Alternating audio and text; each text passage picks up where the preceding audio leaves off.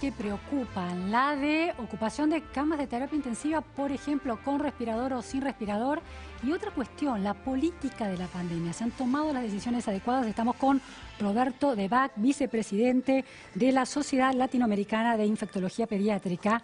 Muy buenas noches, Roberto, gracias por estar aquí. No, gracias por la invitación. Estamos a la distancia apropiada para tener una conversación corta. Exactamente. Roberto, en Estados Unidos, el hombre del mundo de la infectología, Anthony Fauci, se ha convertido, presidente del National Health Institute, se ha convertido en una figura clave, también de resistencia política, a las imprecisiones y errores groseros del presidente Donald Trump en relación a los saberes que hay en la pandemia.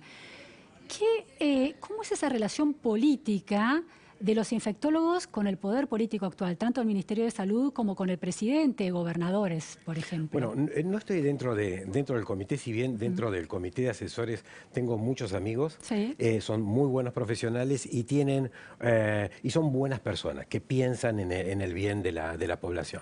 Pero la cuestión, esto no pasa solo en Argentina, pasa en el mundo, pasa en Estados Unidos, pasa en Francia, pasa en Inglaterra. Hoy un diario inglés comenta la relación que existe entre los comités asesores y las fuerzas políticas o los jefes de gobierno, que en un momento determinado quedan como atrapados en una en decisiones que son a veces demasiado bruscas y demasiado prolongadas. Por eso se está discutiendo esto de que si los grupos de asesores en el mundo, estoy diciendo, tienen una disociación con lo que ocurre o no. Yo creo que en la Argentina hubo muchos aciertos iniciales, sobre todo en este aplanamiento de la curva en las primeras 6 semanas, donde hubo 3 factores. Hubo un factor de asesores que representaban a las sociedades científicas, un presidente que toma una decisión y gente que escucha por los medios de comunicación qué pasaba en 2 países hermanos o paternos como es Italia y como es España. Eso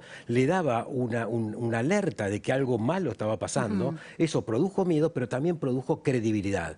Esas 2 condiciones hicieron que la gente esté en sus domicilios, esté cumpliendo la cuarentena y eso disminuya la velocidad de la circulación. Ahora, ¿qué pasó después de las 6 semanas? Yo creo que ahí hubo algunos desaciertos que generan después, tarde o temprano, un error, que seguramente en los próximos tiempos vamos a poder mirar la película hacia atrás y verlos, que son el escape del virus, de los contactos al virus comunitario, es decir, no saber quién hoy. Y esto se sabe. ¿Pero es un error del comité de expertos o es un error de la política que no logra comprar la cantidad de test necesarios, yo creo que forma los hay rastreadores? múltiples factores, es decir, uno piensa que los testeos, porque tengo los kits en las heladeras, voy a poder hacer gran cantidad de testeos. No, hay toda una logística para ir a esas casas, para detectar quiénes son, para poder estudiarlos. Esos testeos tienen que ir a un laboratorio y tienen que venir en forma rápida. Si vienen en 3, 4, 5 días, pierde el efecto. Y además tengo que tener una gran cantidad de recursos humanos para que la logística la pueda implementar. Y un recurso de respuesta sanitaria y social que sea adecuado para que esa gente, si es vulnerable, tenga un determinado aislamiento. Eso fue lo que hoy por hoy se está discutiendo y que la gente del Ministerio de Salud reconoce que ha ocurrido eso y que por lo tanto ha pasado a esa situación. ¿Hay algún tipo de autocrítica por parte de los expertos que integran el comité de infectólogos que asesoran al gobierno, en el sentido de que quizás la cercanía con los decisores, la cercanía con quienes tienen el poder político, termina de alguna manera produciendo, una pérdida de, yo diría, fascinación o una pérdida de distancia crítica que puede ser la apropiada para un científico, pero que al ser parte de decisiones conjuntas se empieza a borrar? Y te voy a dar un ejemplo, Roberto, que me pasó como periodista a principio de la pandemia. Entrevisté a un infectólogo clave en una de las sociedades médicas que asesoran al presidente. Había sido el día en que el presidente divulgó una información falsa sobre que tomando una bebida caliente se podía curar el coronavirus. Nosotros mostramos ese tape y le preguntábamos, ¿esto es así? ¿Y cómo puede darse este error si hay un contacto estrecho entre el comité de expertos y el presidente? El infectólogo en cuestión trató de no contestar esa pregunta, finalmente expresó que sí, que efectivamente eso era un error, o sea, no era información médica, y terminada la entrevista se mostró muy molesto por el hecho de esa pregunta acerca de, la pregunta política acerca de la cercanía y cómo el presidente podía decir algo así. Y planteaba que al presidente que hay que protegerlo, me señaló. Soy absolutamente sincero, no sé cuál es la relación y el mecanismo de relacionamiento en la decisión y en el traslado de esa recomendación. Pero digo, un infectólogo que integra un comité de asesores, ¿tiene que proteger al presidente o tiene que proteger a la población? No, sin ninguna duda tiene que dar sus recomendaciones para proteger a la población. Después la decisión política es otro carril. Pero si no lo tomamos con lo de Argentina y vemos lo de Francia, esto ha ocurrido.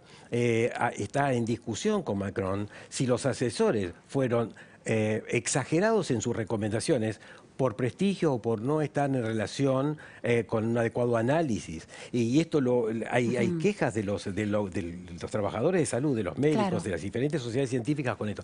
O sea, sin ninguna duda esto puede ocurrir. Sesgos que no deberían estar jugando. O sea, y además están momentos específicos de momentos de las decisiones. No es lo mismo las decisiones en los primeros 20 días que una decisión a los 105 días.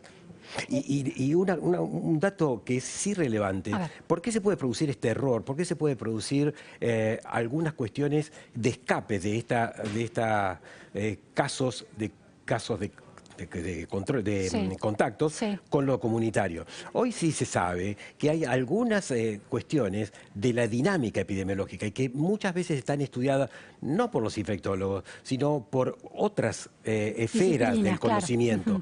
Y se sabe que posiblemente el 10% de la población infectada contagia al 80%, porque están unas variables que son los supercontagiadores o los eventos supercontagiadores. Hoy hay una nota en el diario La Nación a la mañana, muy buena, de Nicolás Cassese, en el cual explica lo que es un evento donde se produce una diseminación. Una persona disemina a decenas. Y puede ser que muchas personas infectadas no diseminen, pero sí lo que se sabe es dónde los grupos están, los geriátricos, los vulnerables, los institutos, y eso ahí es el momento, ahí es lo que en la focalización del control debería haber estado y debería ahora ser mayor. Roberto, última cuestión, 17 de julio, estamos todos en cuarentena, fase 1 en el AMBA, y hay un crecimiento, una curva ascendente en la ocupación de camas de terapia intensiva en uno y otro distrito.